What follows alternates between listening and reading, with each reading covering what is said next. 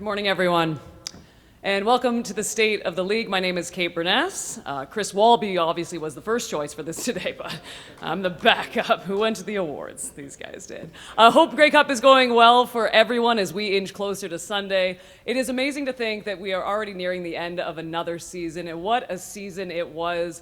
We had records that were broken, we had games that came down to the wire once again, and overall it just feels like the momentum of this league is at an all-time high. Now to talk much more about that and much more of what's going on around the league, I welcome the Commissioner of the CFL, Stewart Johnston.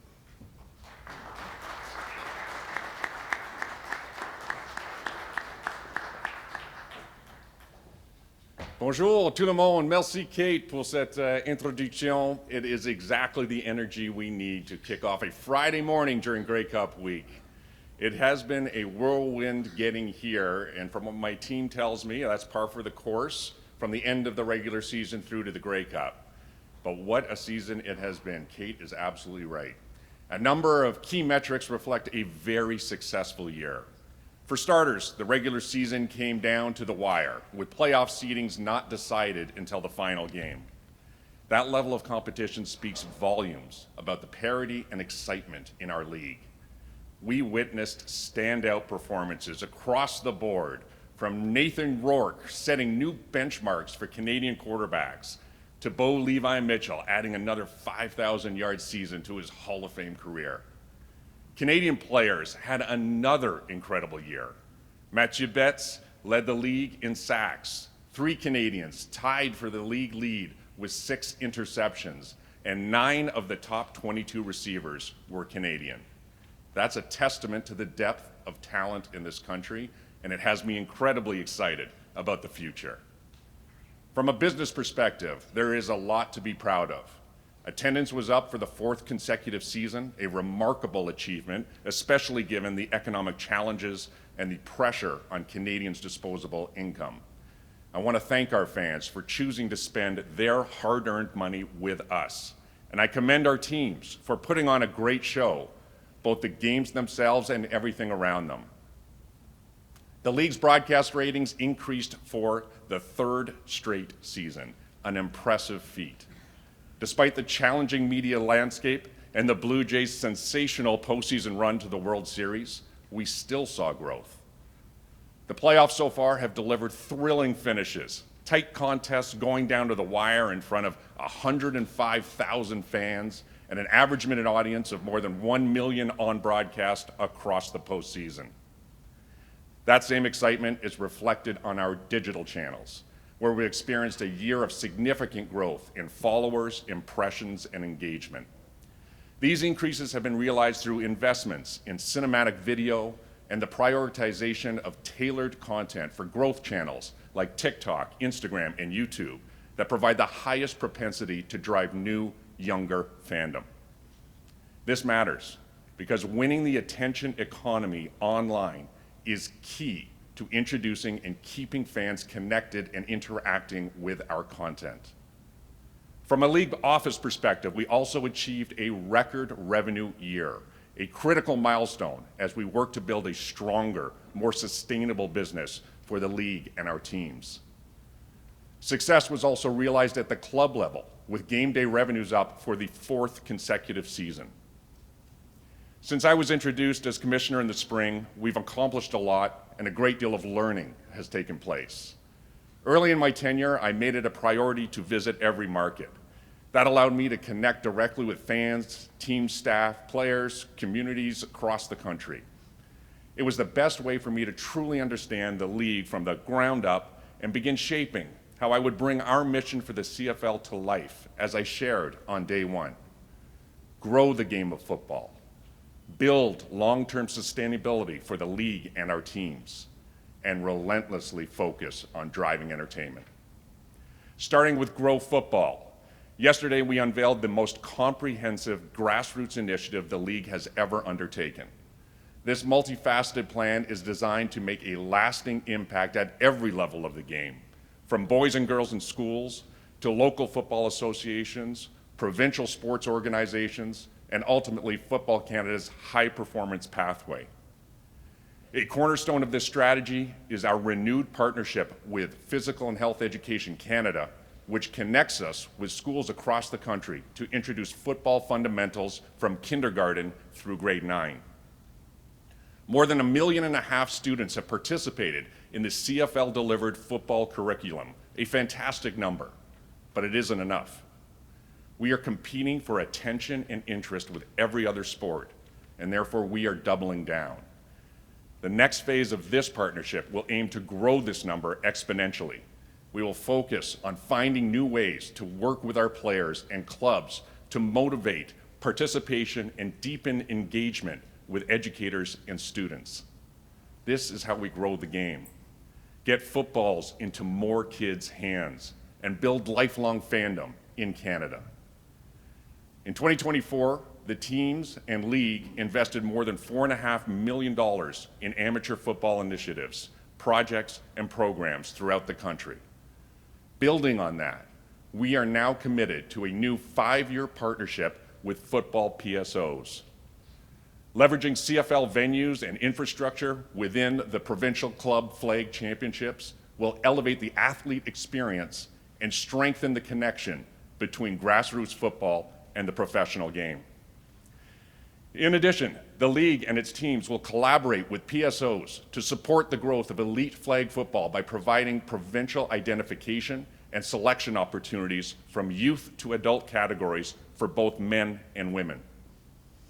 Many of our clubs have pre-existing relationships with their respective PSOs. For example, as part of this Grey Cup's legacy, the Blue Bombers, in partnership with Football Manitoba, are launching a province-wide flag football initiative that provides over 900 schools in Manitoba with resources to introduce the sport of football. The kits will come with footballs, flags, and a curriculum plan, and a Blue Bombers flag. We need more of these programs in Canada. This partnership will permit us to level up our relationships with PSOs across the country, allowing us to take on a bigger role in collectively supporting participation in flag football.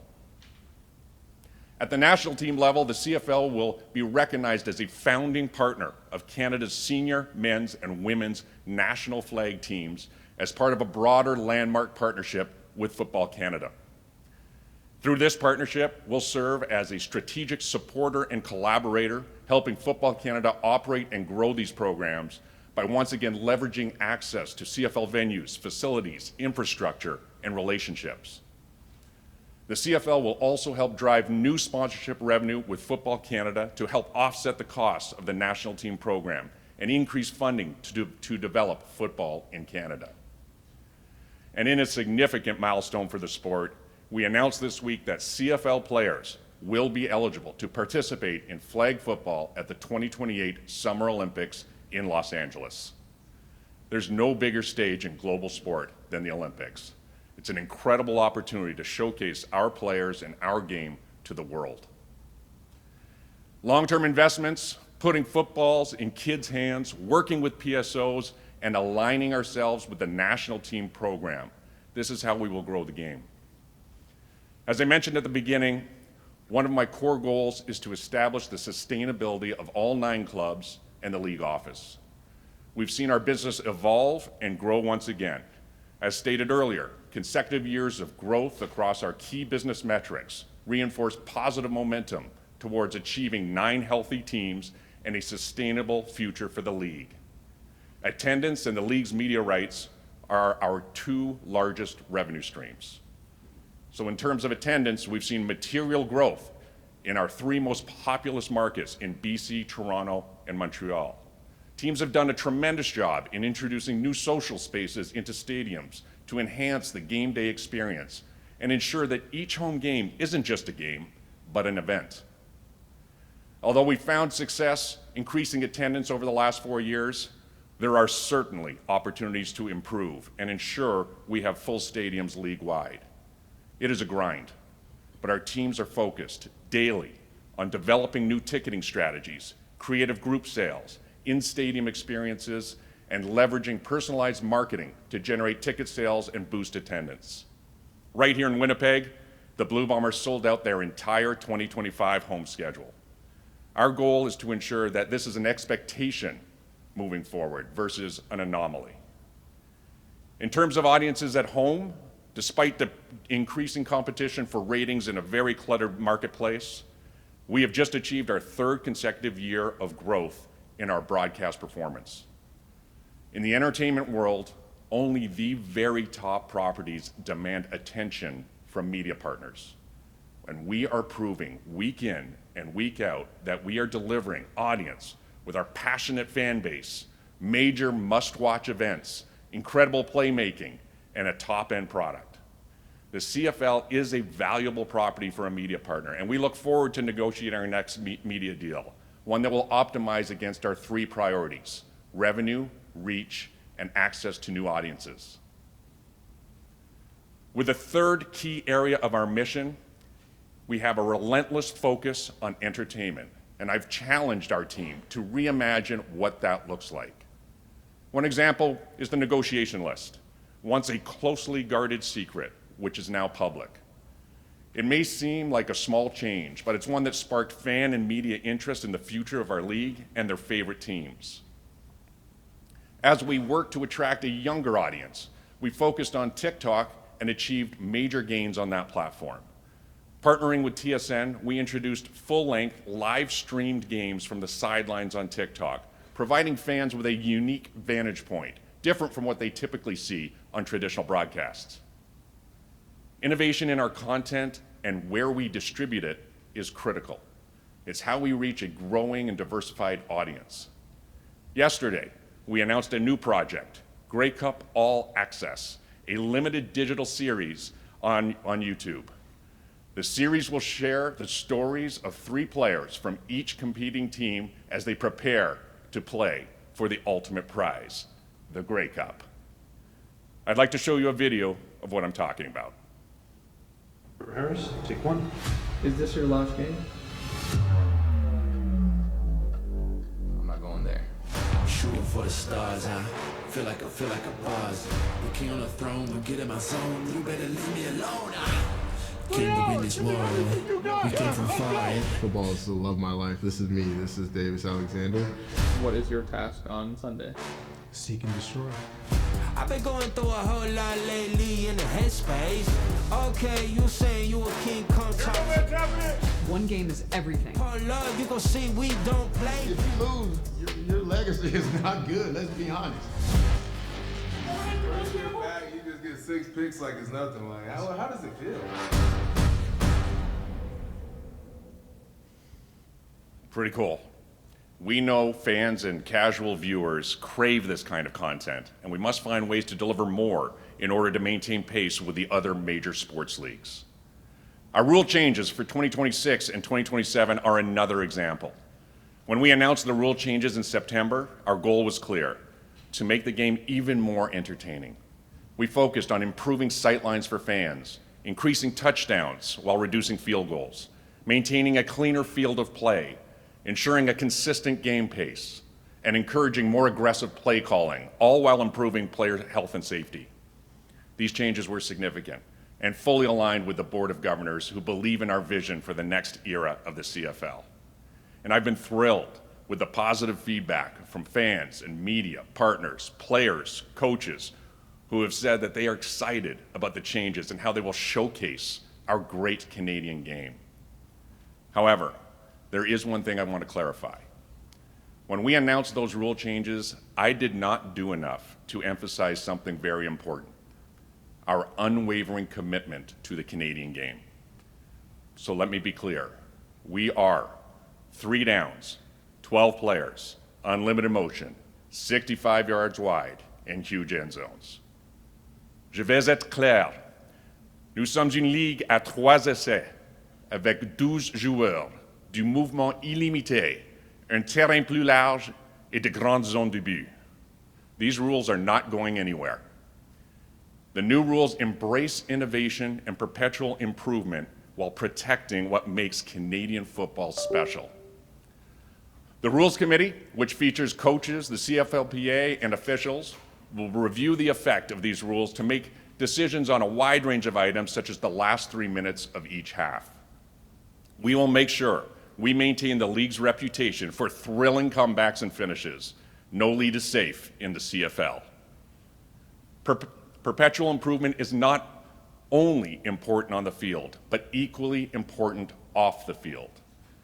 In today's world, if you don't have a modern, reliable digital offering, you won't succeed. On my third day on the job, during the CFL draft, our website went down. During the first preseason game of the year, it went down again. If we want to be considered a major professional sports league, this cannot happen. And that is why I'm thrilled to share today that the Board of Governors has made an historic commitment to modernize our digital platforms. We are overhauling our digital ecosystem with new league and team websites. On top of that, we are going to develop a brand new CFL app designed to connect fans like never before. This will have a significant impact on our business. It will allow fans to access and consume more content efficiently, whether on laptop, mobile device, or tablet. It will allow us to better customize the digital experience based on what players and teams our fans follow. It will give current and future partners more sophisticated advertising opportunities. And it will help us connect with new fans and younger audiences in a meaningful way. The work has already kicked off, and now this is a truly huge undertaking. We plan to launch this new digital experience in 2026. But that's not all. Next year, we are also introducing a season-long fantasy football game. Fans will be able to host draft nights, build their own teams, trade players, and compete all season long in a traditional fantasy format. Season-long fantasy is a gateway to fandom. The uniqueness of football makes it the sport of choice for fantasy players. And this new offering is another example of how we are moving forward, engaging current fans, attracting new ones, and connecting with the next generation of CFL supporters. This week would be impossible without sharing thanks and gratitude to several groups. To the Winnipeg Blue Bombers, the Grey Cup Festival Committee, and the thousands of volunteers who made this week possible. You've already welcomed Canadians from coast to coast and made the city and the province incredibly proud. Thank you. To the thousands of fans who've come to Winnipeg to celebrate this incredible week of football, community, and Canadian pride, thank you for bringing the energy, the heart, and the joy that make the Grey Cup more than a game. You are the soul of this league. To conclude, I've put a lot in front of the Board of Governors in a short period of time, and I'm very grateful for their support, which has been strong, enthusiastic, and unwavering for this vision. The work continues. After the Grey Cup, on December 9th, we will announce the 2026 CFL schedule. And then, when we turn the calendar, we will hold our annual winter meetings where we'll review our rules, our business, and our processes. As CFL Commissioner, I get to champion the spirit of Canadian football, interact with legions of passionate fans across the country, and help shape the bright future of a league that's as bold and uniquely Canadian as the game itself. C'est le meilleur emploi au monde. Thank you.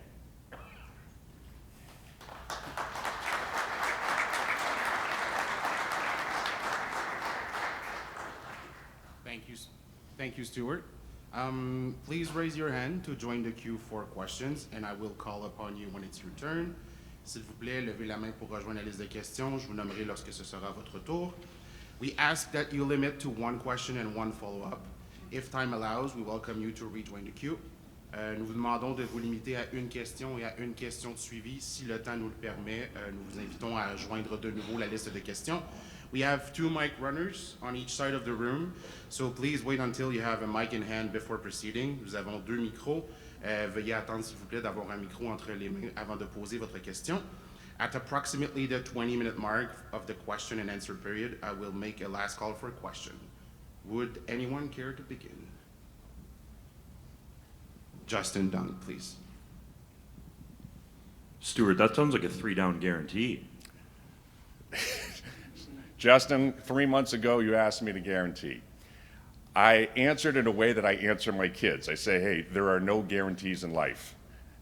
What I should have said is that not only am I guaranteeing that we are a 3-down game, I can guarantee that it never crossed our minds anything other than that. To my actual question, there's been a lot of fans speculating about the rule changes and could it lead to U.S. expansion. Is that the long-term view, and have you had conversations with interested Americans in bringing a Canadian Football League franchise to the United States?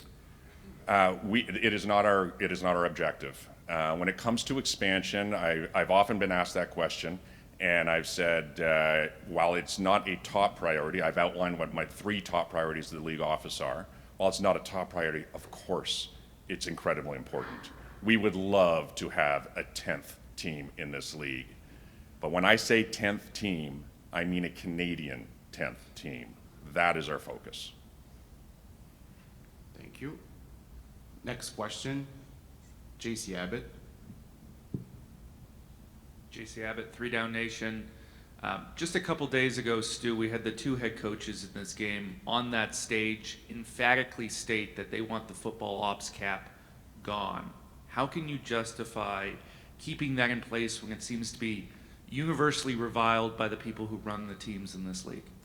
Well, I would say that the cap was introduced many years ago, and it was done in conjunction with all the presidents. Any cap is meant to try and keep parity and keep fairness in a league. We're striking a balance with supporting our coaches and with also creating a situation where all teams can compete effectively. The cap is increasing for the 4th straight year, and we've got a lot of amazing coaches coming up through the ranks, and I'm excited about the future. You're putting additional strain on coaches in this league by bringing in these rule changes, having them adapt to this. They'll tell you that there's not enough people on staff and they're not getting paid enough to bring good people into this league consistently. How concerned are you about brain drain because of this cap? I'd say I'm excited by the future of where this can go. I think our coaches are going to take these new rule changes, create new strategies, create more aggressive play calling. Certainly as it relates to 3rd downs, as it relates to when they're heading towards the end zone or coming out. The coaches I've talked to have all expressed excitement about where this can go. Thank you. Next question, Jeff Hamilton. Jeff Hamilton from the Winnipeg Free Press. I think with these rule changes, you mentioned overwhelming, positiveness to it. I don't know if I feel that same way, especially where we are today, here in Winnipeg. And I think people were open to rule changes, maybe, but I'm wondering for some clarity on how this came to be. Right? We know the Board of Governors as a pretty fierce group that kind of has butted heads for years, and I'm wondering whose idea was this? Like, how did this come to, these rule change ideas? You mentioned you introduced this to the group. Was this your idea? Was this your vision coming in that you had to sell on them, or was this their idea that they were hoping that you would, like many commissioners before you, would come to fruition? Like, whose idea is this? Well, I think when I first began the process to becoming the next commissioner, I spoke with the board. And we talked about vision, and I said, look, we have an incredible product. Football is the best sport in the world, and Canadian football is awesome. And if we are going to take this league and continue to grow in a very challenging marketplace, we've got to be able to embrace some change. And I had unanimity at that point saying, yes, we want you to focus on that. And so early on with our team at the league office and football operations, I challenged them. I said, what can we do? What can we do to move forward? And this team, this group that probably has, I think we counted it up, 300 years of combined football experience, 200 years of combined professional football experience, and have stewarded our game for the last 20 to 30 years. They put their heads to it, and it was a long process. And we looked at data. We looked at market research. And that all came together, and it said, oh my goodness, these rule changes really protect what is Canadian about our game and allow us to show all the improvements we've talked about. And when I took that to the Board of Governors, it was absolute enthusiasm and support. It would have been a calculated decision by you to keep it as a small group, you know, including not letting brass with all the 9 teams. And we often hear about this league, about collaboration and the importance of everybody in on it. And that includes the fan base as well, right? So you announce this, there's an excitement coming from it, but everyone's kind of almost in shock because nobody really knew it was coming. Where did you see the value or maybe the importance in keeping everybody out before announcing such significant changes to this league? Well, we had a lot of people involved in the decision making. I just talked about it, and we've got at the team office just incredible wealth of experience focused on discussion, debate, and ultimately coming to the conclusions that we did. The changes that we made, I would call those structural, and now we're taking it to the rules committee to get into the technical. And that's, you know, I'm looking forward to working with the management council made up of presidents and the CFLPA, coaches, GMs, and that's where we're going to push forward on the technical aspects of the changes. Thank you. Next 3 questions are Paul Friesen, Derek Taylor, and Jamie Nye. Please go ahead, Paul. Thank you. Hi, Paul Friesen from the Winnipeg Sun. You mentioned your job is championing the spirit of Canadian football. It seems you've dampened it in a few places. Mike O'Shea, a Hall of Fame Canadian player and now head coach, says he could never be in favor of them. Mike Miller, the New Brunswick kid who's played and coached 11 and 2 seasons now, said the changes made him feel sick to the stomach. Your best player called them garbage. How does that not make you give pause? Well, look, I'll start with Nathan. Boy, congratulations to him. George Reed Award winner, most outstanding Canadian, and what a season he had. He is a superstar in our league, and I absolutely respect his opinion and had a wonderful conversation with him the day after the announcement.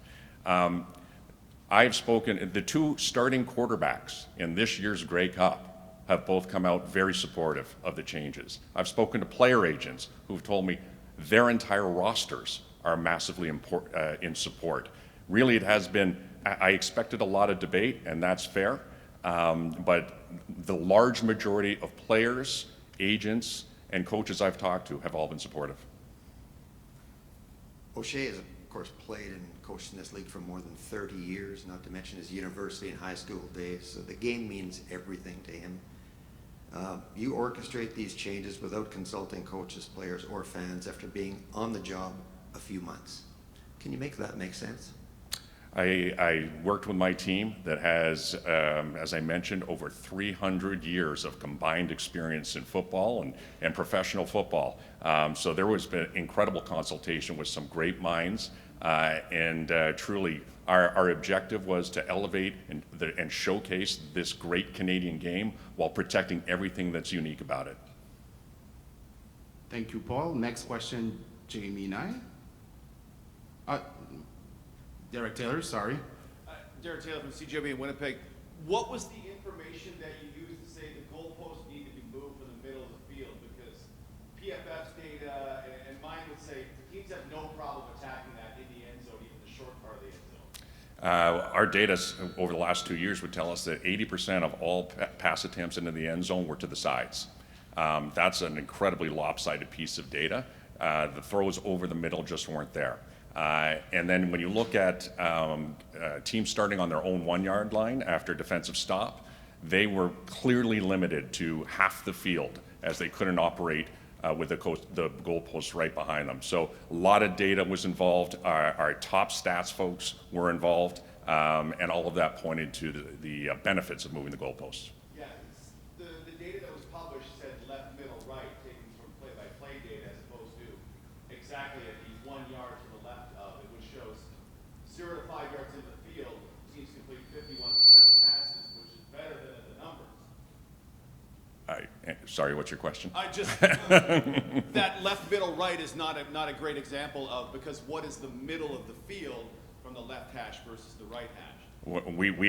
We truly believe there will be more pass attempts across the middle. There will be better sight lines for our fans. There will be player safety benefits. There's no more using a post as a pick from the offense as they play, and coming out of the end zone, you will have freedom to use your entire playbook. Thank you. Next question, Jamie Knight, please. Jamie Knight from 980 CJME in Regina. You talk about streamlining the game and making it easier to follow. This league has one of the most convoluted rules in sports that has somebody have to count how many snaps a player has in the designated nationalized American. Is the ratio a priority for you to clarify with the CFLPA to streamline the game even further? Well, I'll start by saying I've really enjoyed developing the relationship with the CFLPA. My relationship has grown with David Mackey and Solomon over the last 7 months, and we talk about a range of subjects. The ratio is not one of them. We have a CBA that's in place through till 2029. That's baked into the CBA. I've talked about the Canadian talent and how successful our Canadian talent's been. I'm thrilled about that, and I'm sure as we approach 2029, all aspects of that CBA will come under discussion. Launching a new website, new fantasy games. The last time the CFL went through an undertaking like this with Genius Sports, you know this at TSN, that stats thing was a mess.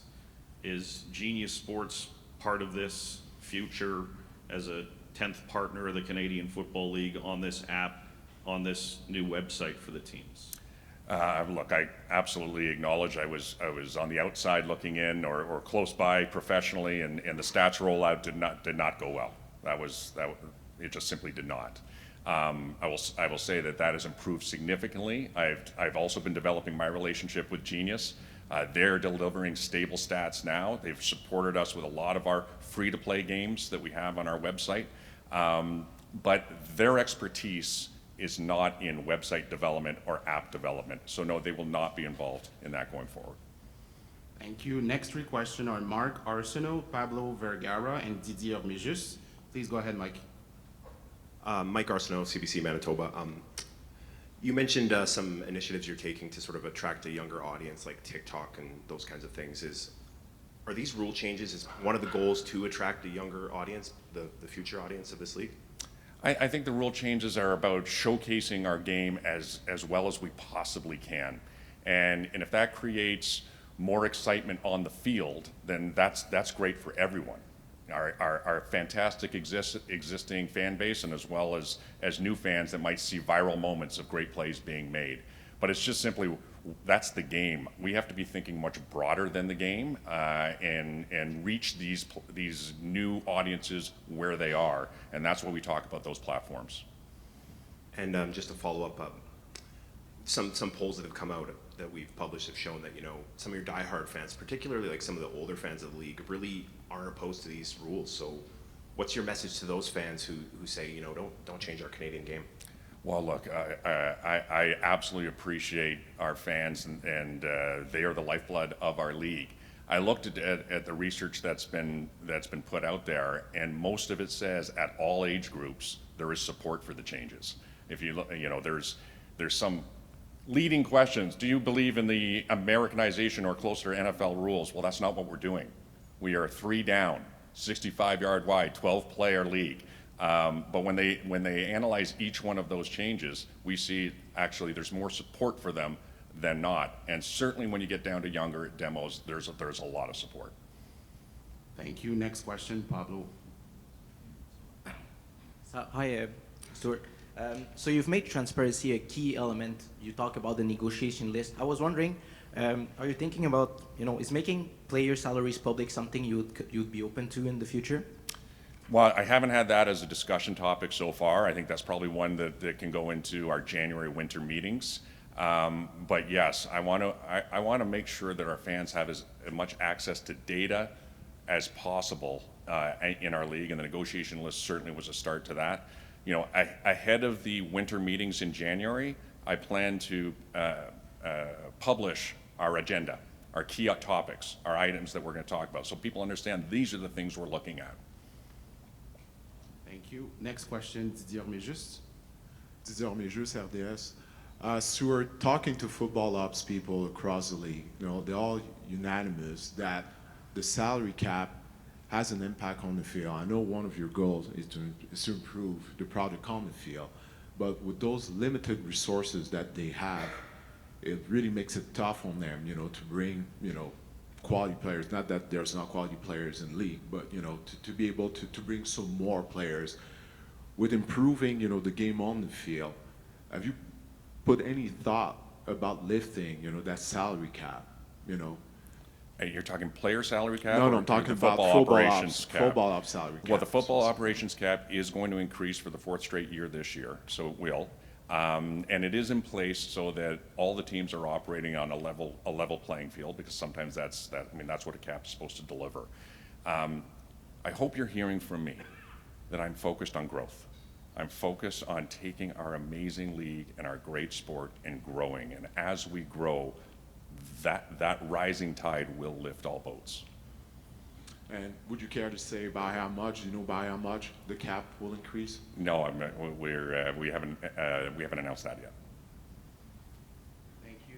Thank you. So we have 9 questions lined up and about 10 minutes left. So there will be no more questions after those 9 questions. So yeah, please go ahead. Hi, Cam McIntosh, CBC News Network. So there's external polling out this week that indicates that the majority of football fans in Canada under age 55 identify as NFL fans. So when you're talking about growing the game, how critical are those people? People that are already watching football but aren't necessarily watching the CFL or as interested in the CFL as the NFL. How critical is this, and how much is all of this geared towards getting those people?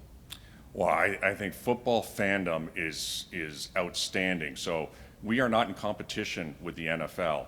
We want to make sure that those who have a propensity to love football understand just how amazing our game is. So yes, everything that I talked about today is to try and deliver that message, to expose our game.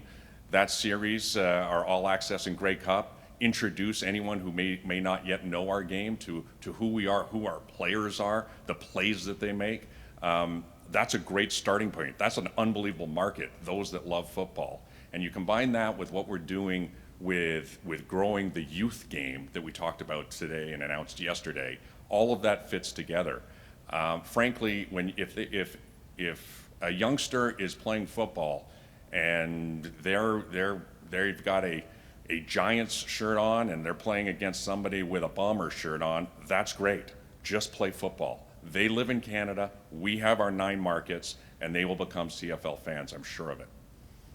Thank you. The next 3 questions are Gabriel Hamilton, Frédéric Daigle, and Michael Drigger. Please go ahead, Gabriel. Stewart, just over here. You had mentioned earlier if there was expansion, it was going to be a 10th Canadian team. Are there future plans for an Atlantic Canada-based team?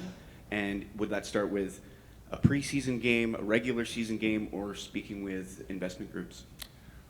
I've been pleased over these last 7 months that the inbound calls we take for potential interest by parties who have means and have focus and have connections has been great. We have some excellent conversations going on across a number of different markets. Our strategy as it relates to expansion, whether it's the East Coast, whether it's Quebec City that's been talked about a lot, or anywhere else in Canada, is to be pulled into a market. We want that interested group that's going to have the financial wherewithal, the political connections, and the infrastructure plan to pull us into a community because they've done the work, and we give them a lot of background in order to do so. So those conversations are happening across the country. I'm looking forward to seeing where they go.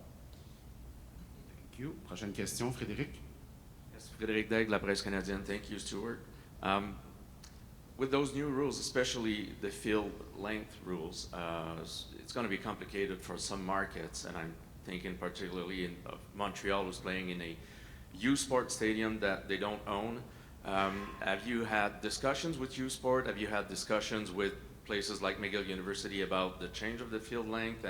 And what do you foresee problems for those markets to have a proper field of play? Well, I'll start with U Sports. Have had some great conversations with U Sports, and those will continue as they kind of consider any downward impact on those changes. But let me be clear, they don't have to change. Amateur football doesn't have to change. These rules, they are still playing the Canadian game. They're throwing, catching, kicking, running, 3 downs, 12 players. That game can exist on any type of field. For those stadiums, those 3 stadiums that do share with U Sport, it will be the CFL's responsibility to change the field back and forth in a case that they do not adopt the same changes. Thank you. Next question, Michel Dredger. Thank you. Commissioner Michel Dredger, Radio Envol 91, ici à Saint-Boniface. Going to one of my colleagues' further things about where the interest under 55 years of age is, they say they're NFL fans. I would be willing to bet that most of that streams from fantasy football, and I bet you if we did a poll of the people in this room, there'd be a lot of hands go up that say they're in multiple fantasy football leagues, but I don't know any of my friends that actually participate in a Canadian one. I would love the idea that we start pushing that, because that's, I think, one of the great ways to get the youth involved more in the CFL. Can you expand a little bit on what you foresee who our partners will be in the fantasy football Canadian League? And by partners, sorry, who do you mean by partners? Like, are you going to be setting up, like, with TSN on a platform for fantasy, that kind of thing? Yes, we are going to make sure our fantasy game is as exposed as widely as possible. I could not agree more. Fantasy, for all age groups, not just the young age groups, but for all age groups, is a gateway to fandom. And we've seen that time and again. We think this season-long fantasy game is going to be an excellent opportunity to engage current fans and also attract new ones. So we'll make sure that's distributed as widely as possible. Merci, Michel. The next and last 5 questions, John Hodge, Jean-François Poirier, Benoit Rioux, Ferran Lalji, and Dave Naylor. Please go ahead, John. John Hodge, 3 Down Nation. Stu, I want to ask you about the replay center. Part of the new rules is pace of play, and the replay center can sometimes bog that down. And I've heard frustration from fans and other members of the media that sometimes it seems very random when the replay center pops in versus when it doesn't. I'm curious, what is your vision for the future of the replay center and its role? Well, thank you. I think I'm going to start by saying I believe we have world-class referees. And part of what I've really enjoyed learning is dealing with football operations, dealing with our crew of referees. And I watch them week in, week out do one of the hardest jobs I can imagine, and they do it exceptionally well. And we have very strict review of every play in every game, and it is impressive how effective they are. The replay center is trying to support those incredible referees with anything that might be clear and obvious that might be missed. I sat and watched a full game in the replay center just to get a sense of what that was like. I was incredibly impressed with the communication that happens from that crew down to the field. And just by the way, I did not say a single word while I was at the back bench. I had no influence. I was just observing. Really impressive how they play, how they work together, I should say. Now, having said that, you're 100% right. Game flow is critically important. I think every league in the world of similar nature, not just football, is trying to simplify that type of process. And I know at the winter meetings in January, we will go over how do we keep the excellence of what we do, but simplify the process and move that game flow faster. Just to pull on Jamie's thought about the ratio, your predecessor, the global program, was a bit of a pet issue for him. I'm curious for you, is your commitment to the global program consistent and long-term? Look, I've come in, I've watched from afar the global program. I've been impressed with the level of play with a number of our global players. They've really added a flavor to our game. The global program is baked into our CBA. So that is here to stay through till 2029, and I'm encouraged by that. However, I will say that my focus is on Canada. I want to make sure we are developing within Canada and focus moving forward while supporting this great program that's already in place. Thank you. Prochaine question, Jean-François. Bonjour, Monsieur Johnston. Bonjour. Jean-François Poirier, Radio-Canada. Je vais vous poser la question en français pour Okay. notre auditoire francophone. Okay. Votre français semble très bien en passant. Merci. Félicitations. Alors, pourquoi est-ce si nécessaire de modifier les règlements? Est-ce que vous courez un risque en agissant ici? Et deuxièmement, est-ce que vous croyez que les circuits inférieurs, universitaires, collégiaux, dans les écoles secondaires, feront comme la Ligue canadienne et changeront les règlements, même leur terrain? Merci beaucoup. Si vous me permettez, je vais répondre en anglais parce qu'on n'a pas trop de temps ici. Mais merci. So was there a risk of changing these rules and modernizing our game in general with our fan base, I think? And then also, how does the impact on amateur football? Exactly. Okay. So we think the rule changes are going to showcase an outstanding game. And it's going to elevate that game in front of our current fans and potentially new ones. So we're very excited by that. And I think when you see that, you'll see that the 3 downs, les 3 essais, les 12 joueurs, the grand terrain, the huge end zones, that's going to be the game that we all know and love. Clean sight lines. So we're excited by where that's going to go. In terms of amateur, we are working very closely with all levels of amateur football, and our going in position is there is no pressure to change. This will be the same game on any field. This is the Canadian football game, and as they think about potentially changing, we want to be there to support where we can. Merci. Benoît? C'est le bloc francophone. Okay, merci. Sans avoir un plan d'expansion précis, ce que je comprends, c'est que la Ville de Québec fait partie des marchés potentiels, parmi d'autres. En tant que commissaire, qu'est-ce que tu aimes de la candidature potentielle de la Ville de Québec? Première fois, merci pour parler lentement. Question specifically about expansion to Quebec City. There is no doubt Quebec City is an incredible football market. You see what they've done with the Rouge et Or. They have a fan base there for the game of football, which is impressive. It's a great population base, and I'm excited about that as one of the potentials for expansion. Merci, Benoît. Next question, Farhan. Stu, you've seen gambling have a real negative impact in some other leagues south of the border. It's rocked the NBA. The NFL is investigating. They're looking at recommendations to try to find a way to eliminate prop betting, at least in legal gaming outlets. Your players, given their salaries, might be even more vulnerable. How concerned are you about gambling in the CFL and potentially prop betting specifically, and do you want to do anything about it? Thanks, Farhan. Integrity is first and foremost, and it starts with our match manipulation policy. It's mandatory education, not just for players, but coaches, presidents, owners, staff. Everybody goes through our match manipulation policy. It does a great job in education. We have external experts who monitor our betting platforms, and they raise issues if they see anything funky that's going on. We had 5 games this year that triggered alerts. So they're paying attention. They triggered alerts. We did investigate, and there were no concerns from an integrity standpoint once the investigation happened. So it is first and foremost a priority. We want to make sure our education, it starts with education, and then we'll consider, and it starts with, and then monitoring, so it's proactive and real-time monitoring and reactive. And at the same time, we are going to follow very closely what is happening around the world in this area.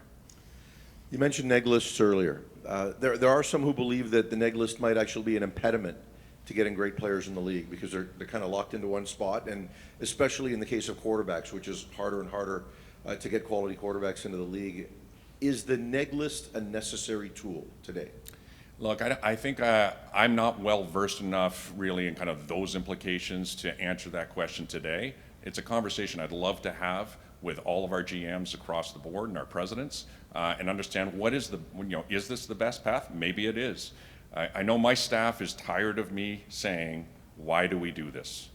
I say that on absolutely every piece of action that we take is, why do we do this? Often the answer explains why, and we continue to do that. But I'll ask that question as well. Thank you. Last question, Dave Naylor, please. Stewart, last offseason, the CFLPA put out its first published team reports based on player feedback. This week, the National Football League filed a grievance against its union that has been putting out those reports for maybe 4 or 5 years at least. The CFLPA, I think, was modeling its reports off what they saw the NFLPA doing. Do you anticipate any pushbacks from your team or league office against the CFLPA continuing to publish team reports based on player feedback? Well, Dave, let me start by saying I've been very pleased with the relationship that I've begun personally, and we have, I think, transformed at the league between the league and the PA. Really great conversations, both formal and informal. And look, we're not going to agree on everything, and we acknowledge that, and that's fine. We have systems in place to manage disagreement. I'm incredibly supportive of those types of conversations. That particular conversation hasn't happened yet, so it's hard for me to say if I anticipate it will. Thank you, and that concludes our event today. Thank you everyone for joining us for Commissioner Johnston State of the League Media Address. Merci tout le monde d'avoir assisté au bilan de saison du commissaire Johnston, et merci Monsieur le commissaire Merci beaucoup. d'avoir répondu aux questions des membres des médias aujourd'hui. Just one housekeeping item before we conclude. Please note that Saskatchewan's practice this afternoon is closed. Media who choose to stay at the stadium must remain in the media